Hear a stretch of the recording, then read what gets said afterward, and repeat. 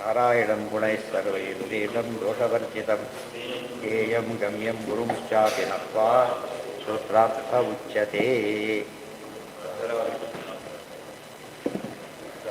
ಏನಾಗಿತ್ತು ನಿನ್ನೆ?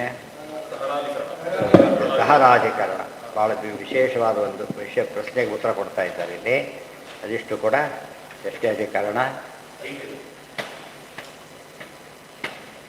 ಇದು ಸ್ವಲ್ಪ ದೊಡ್ಡ ಅಧಿಕರಣ, ತುಂಬ ವಿಷಯಗಳು ಬರುತ್ತೆ ಅದರಲ್ಲಿ. ಅನೇಕ ಪ್ರಶ್ನೆಗಳು ಉತ್ತರ ಕೊಡ್ತಾ ಹೋಗ್ತಾರೆ. ಮೊದಲನೇದಾಗಿ ಚಂದ್ರಾದಿತ್ಯಾದಿ ಆಧಾರತ್ವ ವಿಷ್ಣೋರುಕ್ತಂ ತಚ್ಚ ಅಥ ಯದಿದಮಸ್ಮಿನ್ ಬ್ರಹ್ಮಪುರೇ ದಹರಂ ಪುಂಡರೀಕಂ ವೇಶ್ಮ ದಹರೋ ಅಸ್ಮಿನ್ನಂತರ ಆಕಾಶಃ ಇತಿ ಕಿಂ ತದತ್ರ ವಿದ್ಯತೆ.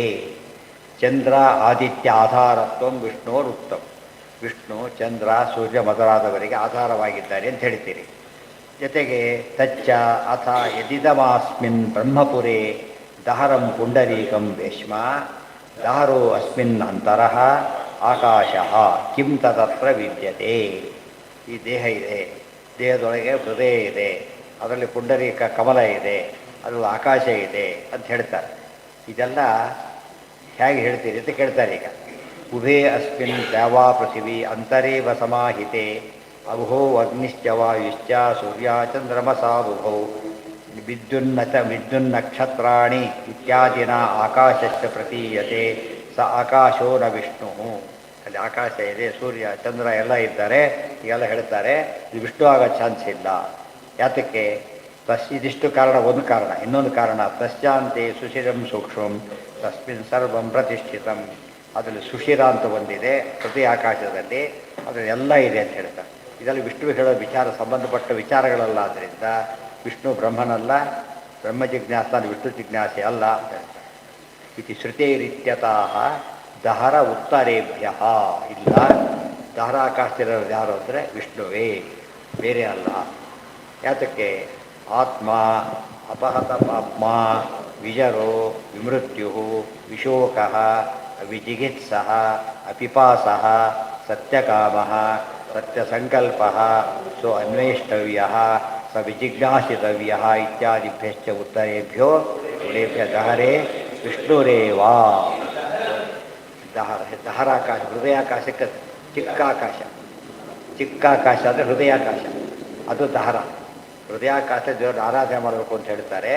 ಆದರೆ ಅಲ್ಲಿ ಹೇಳಿರೋ ದೇವರು ವಿಷ್ಣು ಲಕ್ಷಣ ಒಂದೇ ಅಲ್ಲ, ಬೇರೆ ಇದೆ. ಆದ್ದರಿಂದ ನಾವು ಒಪ್ಪೋದಿಲ್ಲ ಅಂದರೆ ಇಲ್ಲ.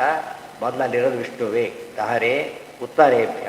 ಉತ್ತರೇಭ್ಯ ಅಂದರೆ ಇದ್ರ ಮುಂದಿನ ಪದಗಳಿಂದ ಮುಂದೆ ಕೊಟ್ಟಿರೋ ವಾಕ್ಯಗಳೆಲ್ಲ ಏನಿವೆ ವಿಷ್ಣುವೇನು ಸ್ಪಷ್ಟ ಹೇಳ್ತಾ ಇವೆ.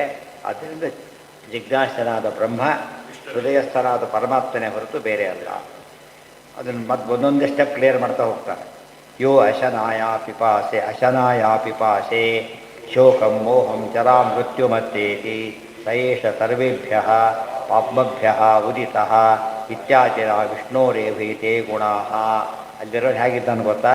ಅಶನಾಯ ಪಿಪೇಶ, ಹಸಿವು ಇಲ್ಲ, ಬಾಯಾರಿಕೆ ಇಲ್ಲ, ಶೋಕ ಇಲ್ಲ, ಮೋಹ ಇಲ್ಲ, ಮುಪ್ಪಿಲ್ಲ, ಸಾವಿಲ್ಲ, ಇದನ್ನೆಲ್ಲ ದಾಟಿದವನು ಅಂದರೆ ನಿತ್ಯ ಮುಕ್ತ. ವಿಷ್ಣು ಲಕ್ಷಣ ಇವೆಲ್ಲ ಕೂಡ.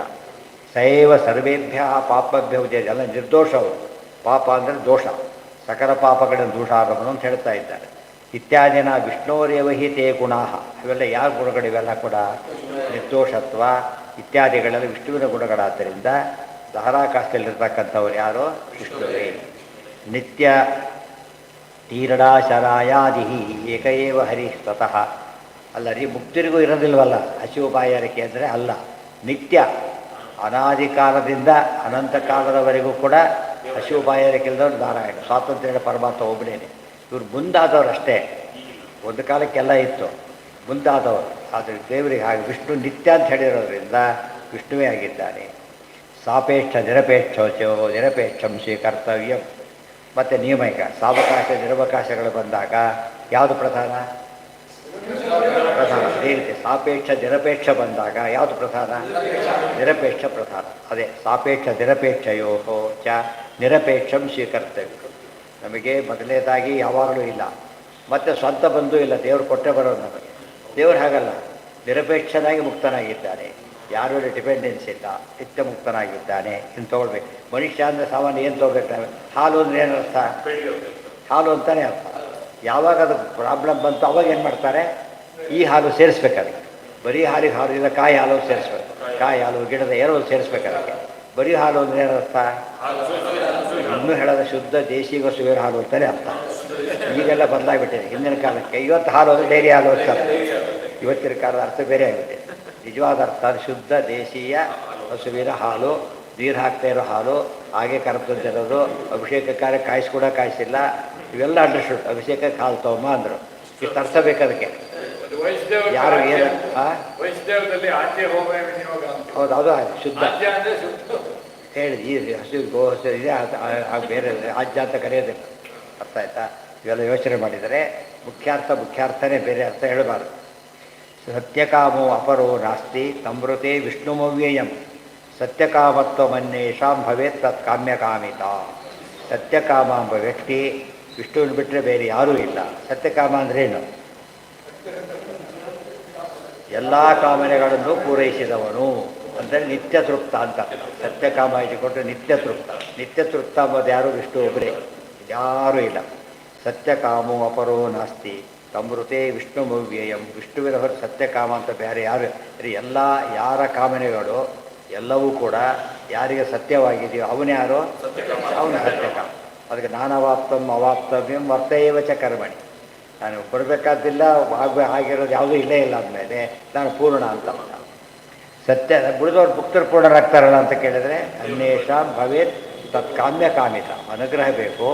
ಇವತ್ತು ಕೆಲಸ ಆಯಿತು, ನಿಮ್ಮ ದೇವ್ರು ಏನ್ರಿ ಮಾಡ್ದ, ನಾನು ಮಾಡ್ಕೊಂಬಂದೆ ಅಂತ ಅಲ್ಲ, ಯಾರು ದೇವ್ರು ಮಾಡಿದ್ದಕ್ಕೆ ಆಯಿತು ಅಂತ ಗೊತ್ತಾಯ್ತಾ?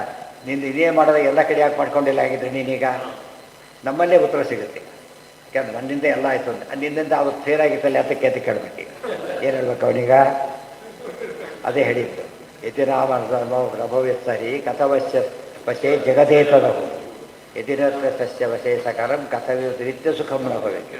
ಒಂದ್ಸರಿ ತಮ್ಮ ಕೈಲಾಗದ ಏನರ್ಥ? ಈಗ ಸ್ವಾತಂತ್ರ್ಯ ಇಲ್ಲ ಮತ್ತೆ ಆಯ್ತು ಹೋಗೋದಕ್ಕೆ ಏನರ್ಥ? ಅವರು ಮಾಡಿದ್ರು ಅಂತ ಅಷ್ಟು ಬೇನಿಲ್ಲ. ಟ್ರಾಫಿಕ್ ಜಾಮ್ ಇರಲಿಲ್ಲ, ಬೇಗ ಬಂದೆ ಅಂತ. ಟ್ರಾಫಿಕ್ ಜಾಮ್ ಇರಲಿಲ್ಲ ಅಂತ ಹೇಳಿದ. ಇಲ್ಲದೆ ಬರೋಕ್ಕಾಗಲ್ಲ ನನಗೆ ಅಂದರೆ, ಅಯ್ಯೋ ಎರಡಪ್ಪ ಆಗಿಬಿಟ್ಟು ಏನರ್ಥ? ಅಸ್ವಾತಂತ್ರ್ಯ. ಎರಡಪ್ಪ ಆಗೋದು ಸ್ವಾತಂತ್ರ್ಯ ಅನ್ನೋದು. ಎರಡಪ್ಪ ಆದರೆ ಅಸ್ವಾತಂತ್ರ್ಯ. ಓಂ ಗತಿ ಶಬ್ದಾಭ್ಯಾಂ ತಥಾ ಇದುಷ್ಟಂ ಲಿಂಗಂಚ. ಅದನ್ನೆಲ್ಲ ಮತ್ತೆ ಪ್ರೂವ್ ಮಾಡ್ತಾರೆ ಈಗ ನಾಳೆ. ಇದು ಉಪಾಸನೆ ಭಾಳ ಮುಖ್ಯವಾದ ಅಂಶ. ಅಷ್ಟು ಚಿಕ್ಕ ಜಾಗದಲ್ಲಿ ಪರಮಾತ್ಮ ಹೇಗಿರ್ತಾರೆ ಅಂತ ಪ್ರಶ್ನೆ. ಸರ್ವತ್ರ ವ್ಯಾಪ್ತ ಅಂತ ಹೇಳ್ತೀವಿ, ಏನೇನೋ ಹೇಳ್ತೀರಿ. ಹೃದಯಾಕಾಶ ಎಷ್ಟದು? ವಿಶೇಷಿರುತ್ತೆ.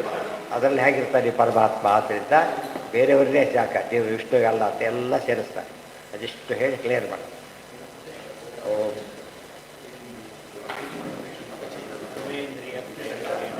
ಪ್ರಾಣಪತಿನೇರಿತಃ ಯತವೋಚಮಹಂ ತೇನ ಪ್ರೀಯತಾಂ ಕಮಲಾ.